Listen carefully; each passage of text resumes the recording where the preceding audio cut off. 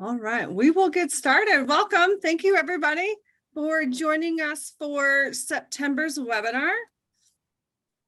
Little things, maybe. All right, we are talking about the big picture, how proactive marketing results in successful proposals. I have a special friend who I'll introduce here in a minute, but a little bit about expectations today. Be active, participate. Claire and I do not bite. We will not make fun of you. So ask questions in the chat. We are a small enough group today that you could also come off mute if you want. We would love to see your faces. It is actually hard to talk to ourselves only. So any engagement, it would be awesome for both of us. The goal is to get the recording sent out to all of you tomorrow. That will probably go via LinkedIn. We've had some email hiccups this month, so probably not via email. So you'll see that via LinkedIn. Again, no stupid questions. And in the chat before we get started, so Claire and I know who we're talking to. Introduce yourself. Put your name, your role, and where you're at in the US. And if you are looking forward to fall, we would love to get to know all of you. And then while you're doing that, Claire May's asked some additional questions. So we're just getting your fingers ready for typing. For those that don't know me, I'm Angie Wolf. I am your host today. I am the owner, founder, master trainer of Ideas at Dawn, bringing nearly 20 years of experience with large Fortune 500 experience in business development marketing, helping tens of billions or helping to win tens of billions of new work. I don't count the number of bids we lost. We won't go there. That would be too disappointing. We'll only count the wins. I started my consulting agency about 3 years ago, and we help large civil engineering and construction firms with their proposals and training processes so they can win more work without adding on more payroll.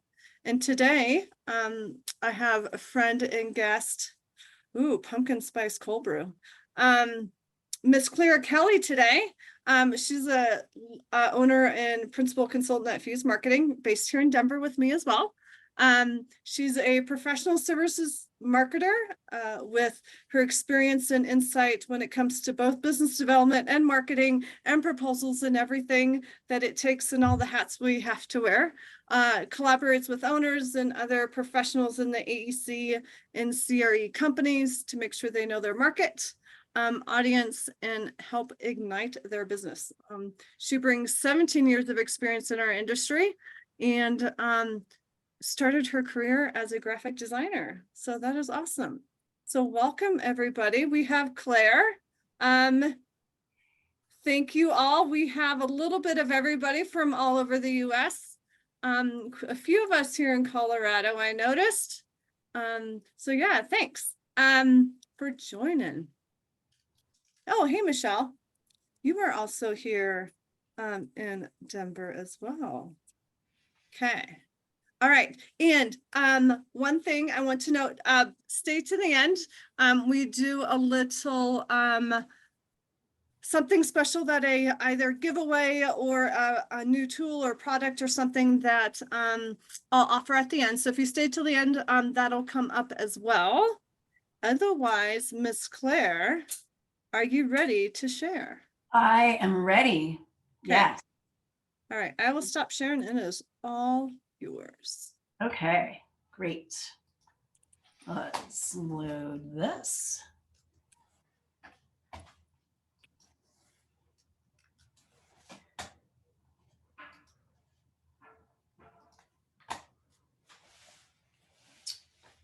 Okay, thank you. Can everyone see the screen? Can you see? I cannot. Cannot.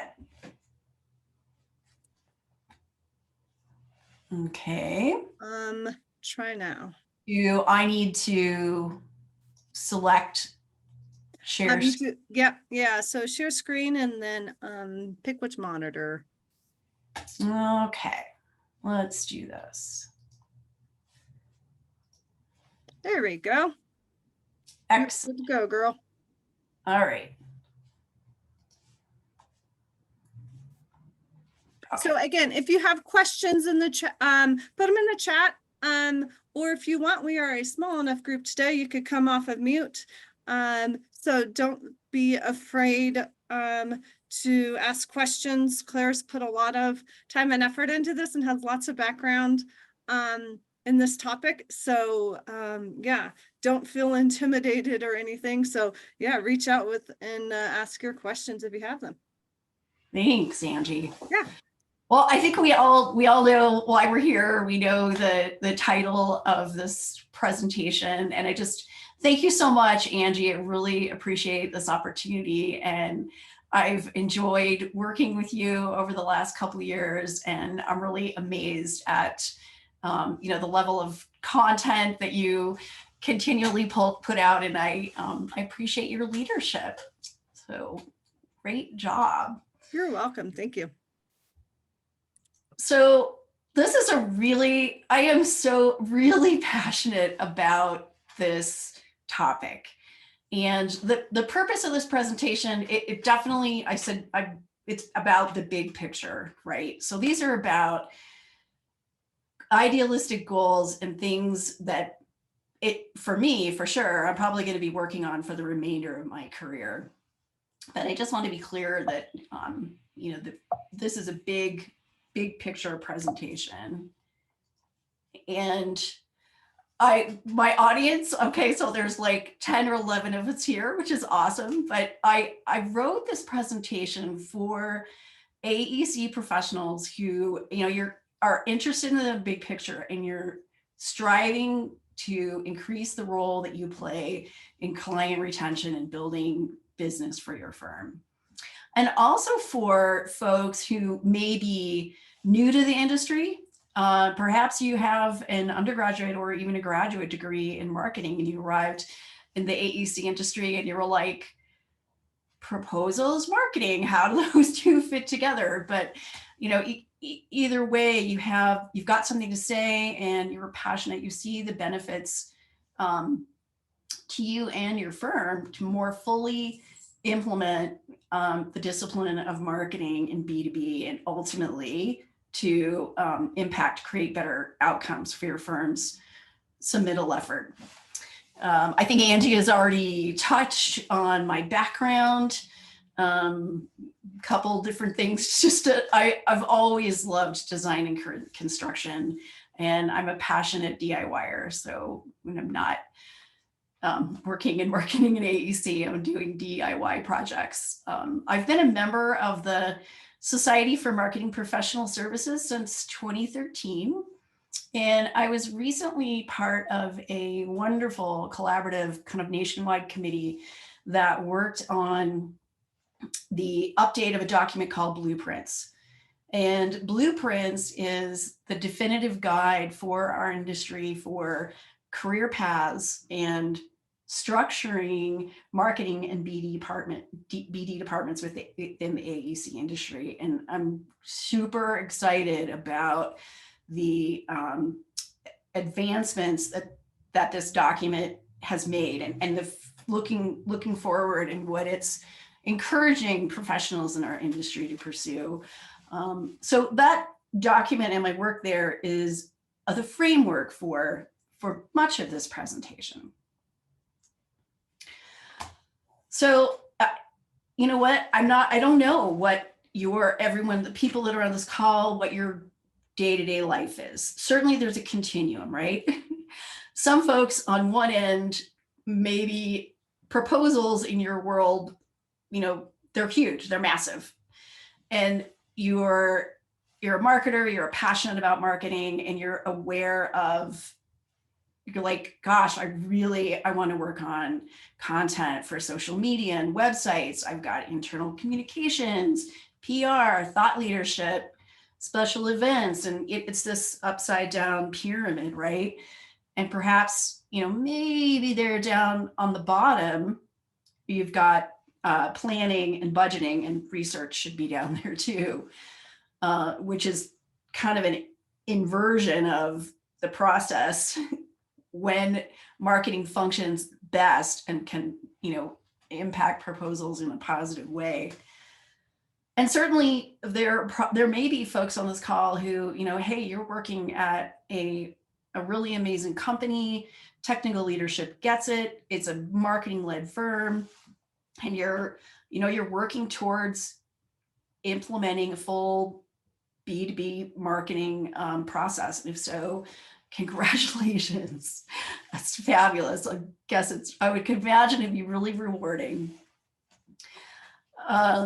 Something I've noticed, and absolutely, thousands of other marketers in this industry, that technical firm leaders, marketers, and business development professionals, we are striving to establish a more focused roles for proposals and business development, right? That's the change we're in the middle of. And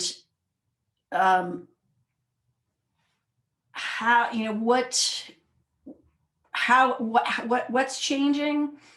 People are realizing they're becoming educated, right? Through lessons learned. Proposals are most effective when they're a part of an integrated, when you've got marketing, I'll talk with my hands, marketing and business development collaborating. And the two of those are driven by strategy. And the two of those teams are working together on the same goals and objectives. Here's a quote from one of the latest Deltec industry study, their clarity study, one of the recent clarity studies. Pursuit strategies help firms focus on projects that they have the highest likelihood of winning.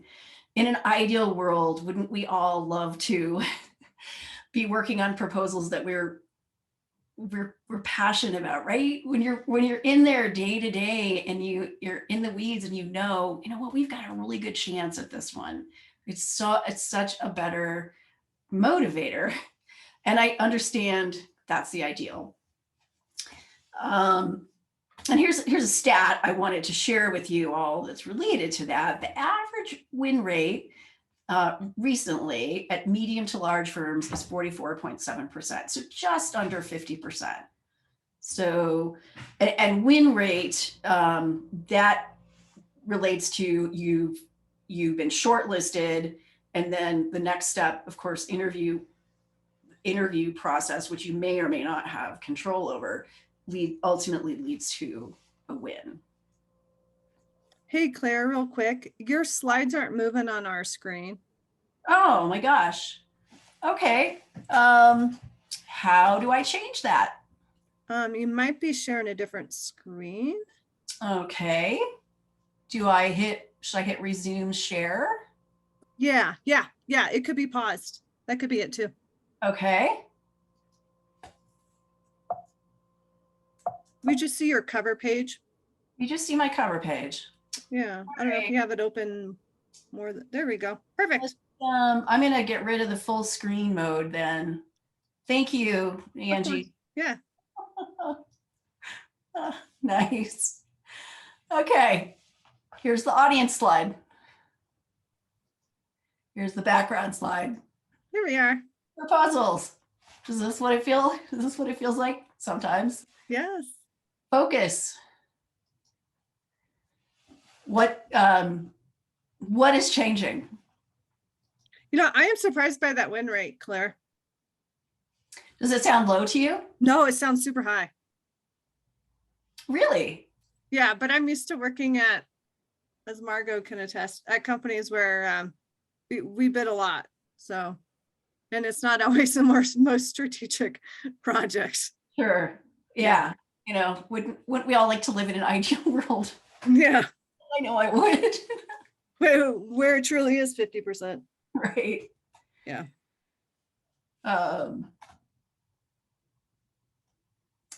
So I think another piece that is driving change is, so AEC marketing is B2B, right? But it's different. It's its own animal. But I believe that there are broader B2B strategies and tactics that are making their way into our industry. And, that's always been the case. We talk about that a lot at AEC, kind of lagging behind. But this is a quote from a B2B strategic marketing book. Pretty clear. The primary purpose of a strategic marketing plan is to give business a direction by creating a set of performance objectives, metrics, and to guide the development of marketing mix strategies. So as we're talking about this, I want to ask you guys, or people, women, please start to think about, well, where do proposals fit in this whole scheme of things? What is driving the change?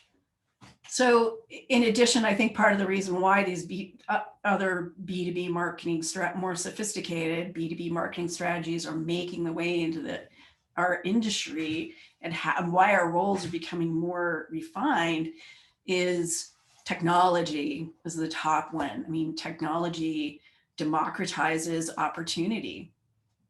Smaller firms, although may not be using the exact same tools, there are still sources available for them in terms of like CRM, digital marketing, website development, managing metrics, and reporting functions on almost any kind of a marketing tool now. And I think within the context of 2008, we had the Great Recession. I think that had a large impact on the larger firms that survived that, had resources and had cash. And we saw that a lot, mergers and acquisitions, they began buying a lot of the smaller firms. Well, these, not all of them, but these big business, when they're successful, they tend to have a really sophisticated approach. So those folks are enacting the true full discipline of marketing, and relying on data to make informed decisions. We've also had the shift to the focus on client experience. So I think we all know in AEC that our brand really drills down to the client experience. What unique experience is a client going to have when they work with your engineering company or architecture or construction company, as opposed to one of your competitors? And then, of course, competition, which is ever present. So here are some definitions of marketing, and I won't read those to you. I'll let you all read them yourselves. But as you're reading them, again, ask yourself, okay, where does the proposal process fit here? And I'm super passionate about SMPS's definition of marketing. When they released this in 2018, I was like, yes, thank you. Thank you, giving us something to strive for. It's awesome. Here are some definitions of business development.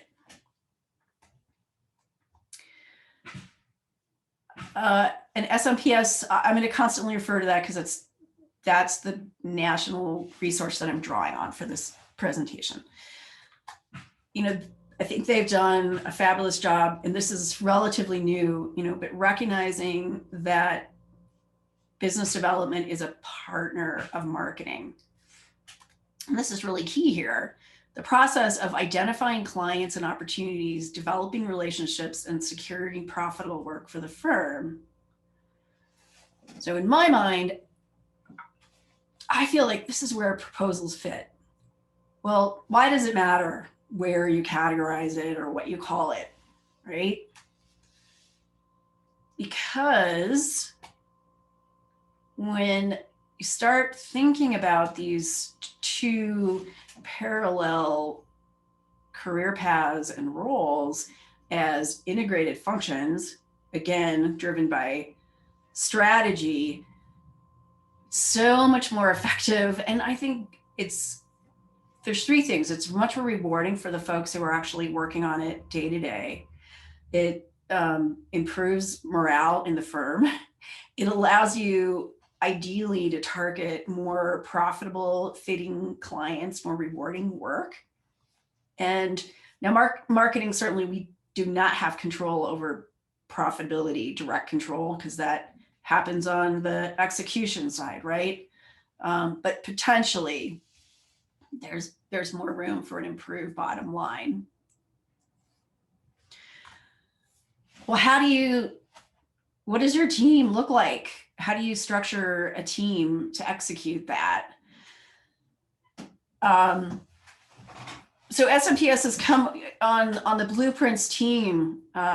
We had just had some amazing people again across the country. And there were a couple of voices who came forward and they're like, the only way this happens is if marketing and business development, no matter what size of firm you're in, if it's led by a marketing or a BD professional, and that person has a seat at the table.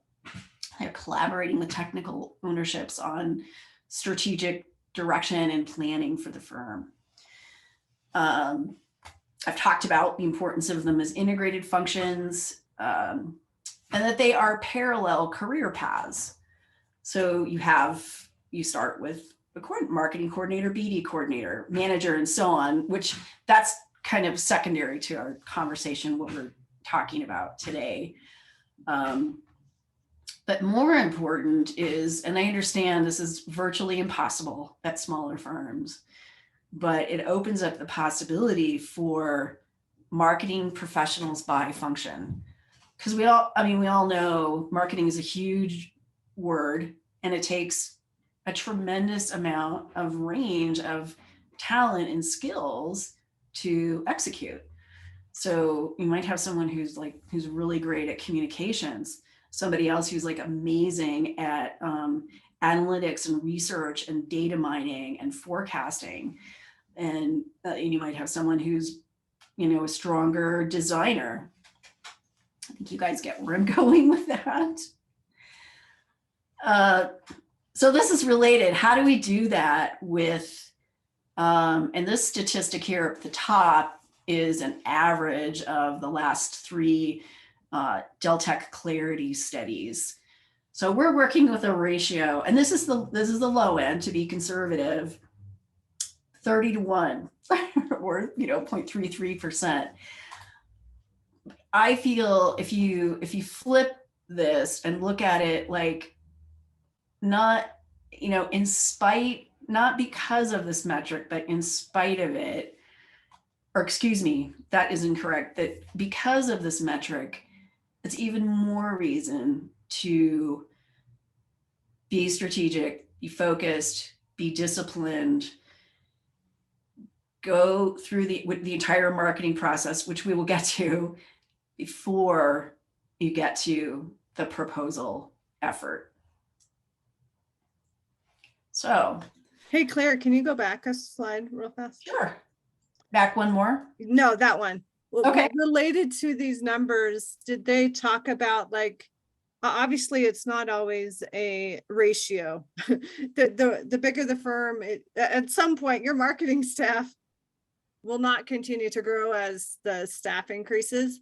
Is there a ratio where either that number goes down, not a 30-1? Did Deltek say that or have that as part of their study? That's a great question. Not specifically that I'm aware of, but if you look, Deltek, they've got charts, and this particular one is at the very end of the document. And they've broken out, you've got small firm, medium firm, large firm, and then they also have like an optimal column. Mm-hmm. And if you look at the ratio, so the ratio is higher. It's higher at smaller firms and lower at larger firms. And this is how you come up with the average. Okay. So that may answer it certainly. And certainly how are you going to talk to technical leadership and say, we want to continue to infinitely grow the marketing department. That doesn't make sense. It's Well, not and gonna- what's also, I'd be curious on even the split between marketing and BD. And on what, because sometimes those are right different groups and not shared roles, and sometimes they are shared roles. So, in right, our BD professionals tend to wear multiple hats as well, Mhm. especially at engineering and construction firms. There's usually not someone just dedicated to that, although we have a few on this call. But Yeah, seller so yeah, doer. I'd be understanding the definition and like in that survey, if that data is, if someone says they do it 10% of the time, is that one person? Or is that a tenth of a person? Do you know what I mean? So specifically, this data is based on full-time equivalents. Okay, so FTEs, interesting. FTEs. Yeah, but that's a great question. And I don't think that it breaks out Marketing, business BD. development versus marketing, or at least the Delta Clarity study doesn't, I think it Okay. put them together. Yeah.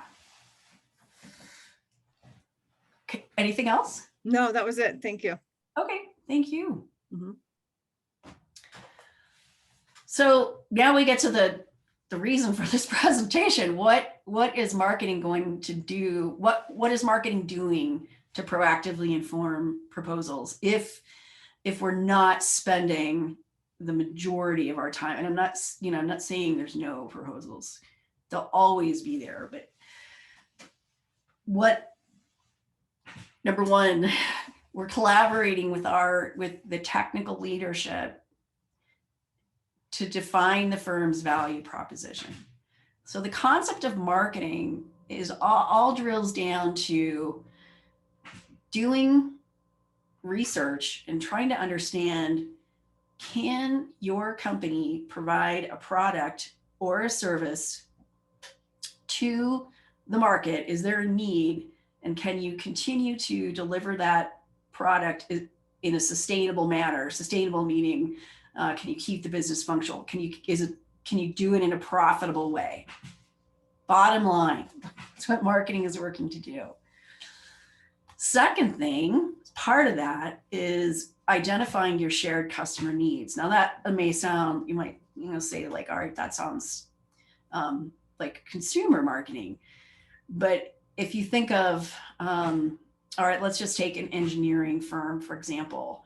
And the top level question is, our customers need structural engineering services? Well, you continue to ask questions until you get down to the very nut of it. Our customers need structural engineering, complex structural engineering services in, mountain settings where they've got to deal with snow load or things like that. And they are primarily, our clients are primarily in the public sector client range, and they've got a particular, I don't know if I want to say price point, because you don't ever want to be a commodity, but I think you can see where I'm going with that. You just keep asking that question until you drill it down to the core. The other marketing is estimating potential market demand. What does that mean? And I'm guessing folks on this call, I'm sure you all do this, but let's just take the engineering firm, okay? So you conduct research and you find out, what are the annual budgets of these particular agencies? What's on their capital improvement plan?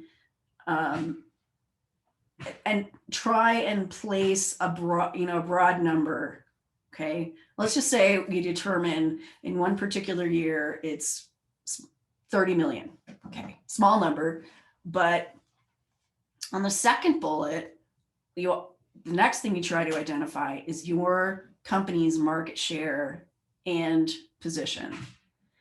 How do you compare to your competitors, and what share of that market have you currently earned? So that's a historic figure. You're looking back. But let's say you estimated, our company, we have a third of the market share. So you could potentially project going forward for the next year. All right, potentially we could potentially, if we hold our market share, we could potentially earn 10 million. So next is the strategy. Okay, what is your strategy? Is your strategy to hold your market share or expand that market share? And or at the same time, do you want to grow into different markets? Maybe you want to stay in that range, but expand geographically. Oops, excuse me. And we're all the way down at the end. Nice. Oh, that's great.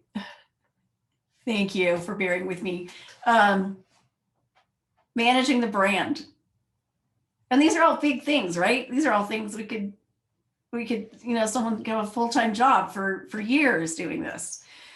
But as much as you can in your day-to-day world, what is managing the brand? Managing the brand is communicating that client experience at all stages of the client's or prospect's life cycle, from them knowing nothing about you to generating some awareness to having them be engaged, which I think is where the proposal process comes in, to then they become a client. And ultimately, for your top clients, you want to develop them to be advocates so that they're, out there in their world promoting you. And okay, so I'm trying to cram the whole world of marketing into 30 minutes, but developing promotions, again, that's huge, right? That goes back to one of the earlier slides we looked at where we had the inverted pyramid and we had proposals. The majority of those things under there were promotions.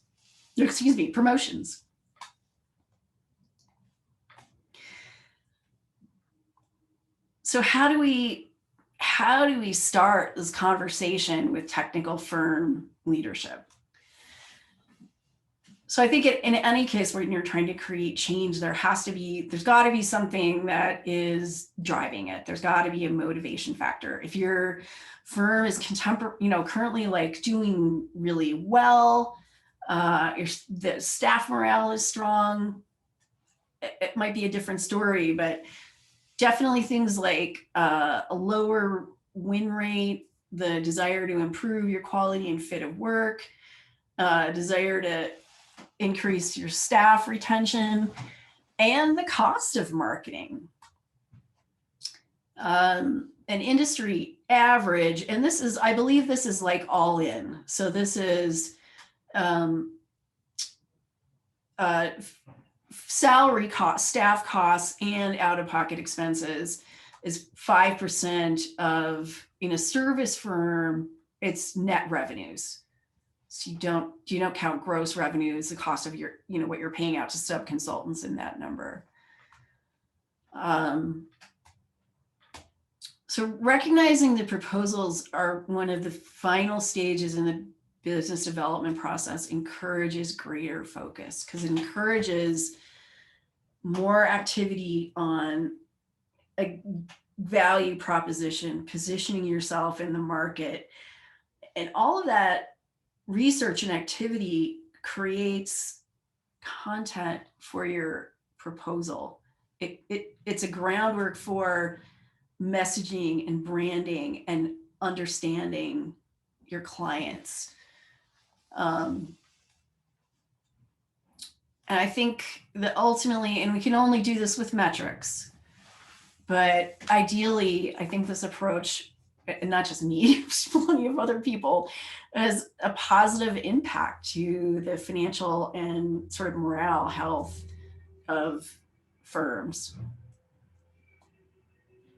Hey, Claire, can you go back a slide? Sure. Back to this one. This one? Yeah, that one. Okay. Yeah, I believe, Catherine, let me know if this isn't the right one. But based off of this discussion, is there, first, your opinion on how this affects retention? And do we have any data around that either as well?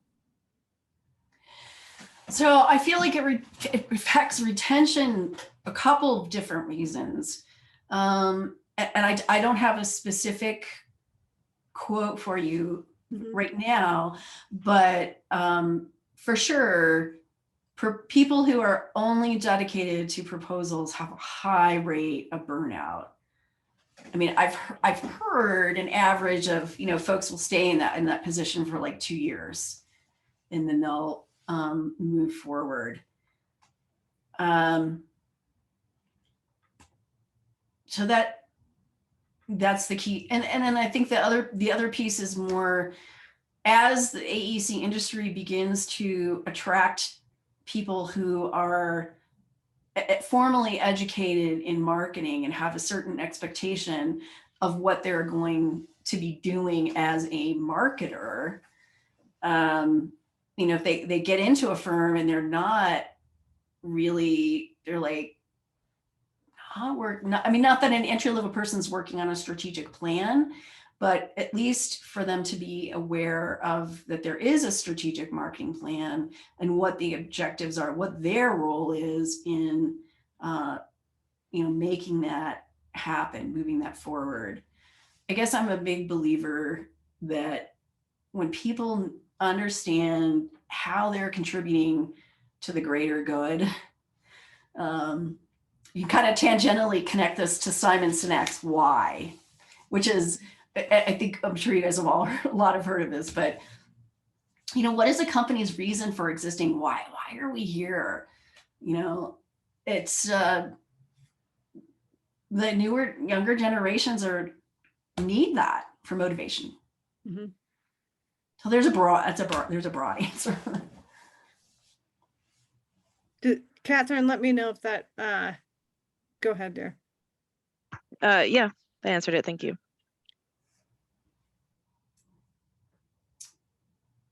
Okay. So how about some day-to-day like practical suggestions?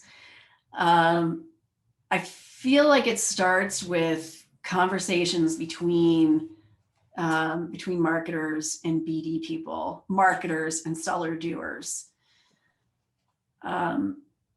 Business development people, they're out there every day having conversations with potential clients. They're hearing about industry trends. They're tracking leads. They're making connections. They're seeing patterns. And potentially, again, you guys are already doing this, but get on their calendar. Try to have coffee or lunch with them once a month, or meet with them in the office and ask them questions. I think marketers are great at asking questions, actually, because we have to in order to fill in the blanks, right? Invite BD people to, if you're able to invite them to key marketing collaborative brainstorming sessions. How do we create integration here between these two functions, or what we're working on? And more importantly, have the marketing and the BD team integrated from start to finish in the pursuit process. And this takes place, technology contributes to this a lot in terms of having a CRM that connects with the BD's sales, Salesforce or something like that, so that the marketing people, oh, we found out that such and such company is, selling this property, is anticipate to sell this property in a year. What does that mean? How it potentially means, some kind of a new structure is going to be built there. And then keep with that BD person and follow that process, so that by the time you get to the proposal, you've got a better understanding of the context. Because it's really challenging to and this is, again, this is on the end of lower sophistication. It doesn't happen, but yeah, as a marketer, you're going to be asking questions if you've not heard of it. And then on the other end, at the end of the project, client satisfaction surveys are super helpful. You know, are we delivering on our brand promise? What was your experience? Did we, and you know, you may not get granular in terms of, hey, did we meet XYZ proposal point? But again, those things inform the process. And, you know, these are continual cyclical things that are executed on a regular basis. So from the, if you flip side, how can the proposal process inform the marketing approach and content? And when I say content, I'm thinking like content marketing, you know, thought leadership, social media, websites. And, you know, sometimes we don't always think of this, but if you got a great case study, excuse me, in a proposal, you know, that's a fabulous opportunity for a social media post on a smaller scale. There could be statistics in the proposal. I think, excuse me, key thing would be lessons learned.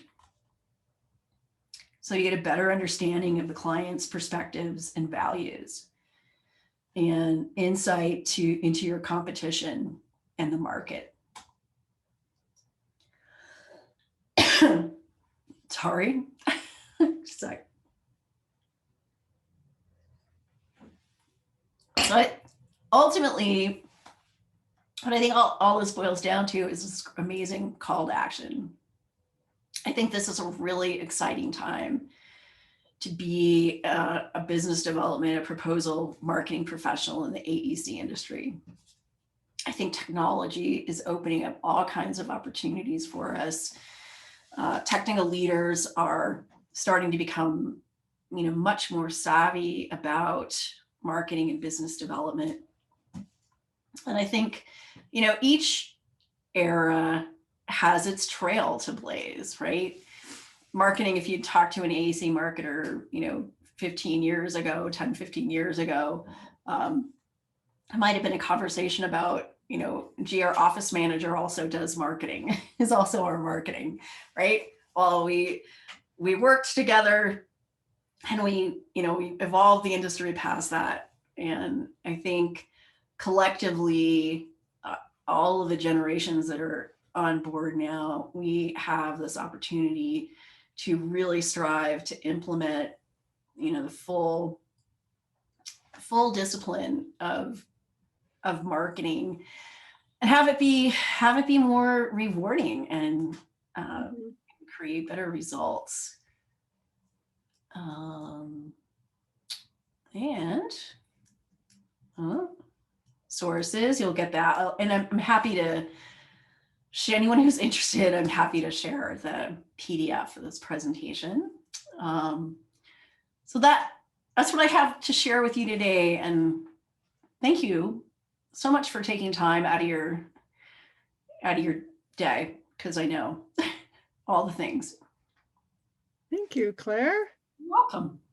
So I'm going to reshare my screen to show you guys the one tool that I'm featuring this month.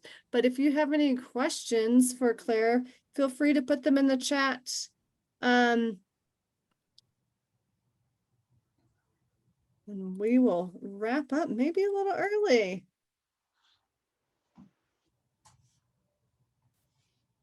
Perfect. Can you see my screen, Claire? I can. Yep. Okay. Let me move y'all. So something special for those that attended today. It is my secret weapon for accountability and progress tracking on the proposal side of things, proposal and business development. So that is usually the bucket that I run in the most. If you scan this QR code, you can get there. Bree, we will send in. Oh, let me think about what's the easiest way to get you guys the PDF. Yeah, I'll think about that. But in the chat is the link to a proposal management plan template that I've created. You can also scan the QR code. It should work, or it has worked. QR codes can be a little tricky when they're on screen, but it is that opportunity to get your leg up on your competition and start getting to above that 44% win rate, as Claire talked about. Maybe. What it includes is example message, theme statements, action items, proposal schedules, a way to track evaluation criteria, customer issues, hot buttons, key actions to win, a style guide. It has plug and play calendars, so you can avoid the 25th hour bottlenecks. So it is a must if you have a proposal coming up. I put the link in the chat if you are interested. It is $97. If you want to know more about it, send me a note. And I did a little video about it, just giving an overview of the tool. I can include it on my current web page, but if you are interested, and then questions. So I will stop sharing my screen. If there's any other questions for Claire, we will take those now. Otherwise, we will get, hold on, where's Claire at? Let me find, there we go. We will send out that PDF for Claire, but we'll figure that out. I'll work with you on how to get that sent out. Okay, thanks, Angie. Yep. Otherwise, any questions either about what Claire talked about, marketing, business development, the tool I presented, the proposal management plan? Anything there, folks? Okay. Also, for those that regularly attend my webinars, we're doing, next month is going to be a little different because I'm going to be out of town for 2 weeks. So next month is actually in 2 weeks, a little over a week and a half. So a little earlier in the month, talking about grammar. So for all of you word or writers or people that are obsessed with words, not the processing software, that'll be coming up here in October, I think on the 12th.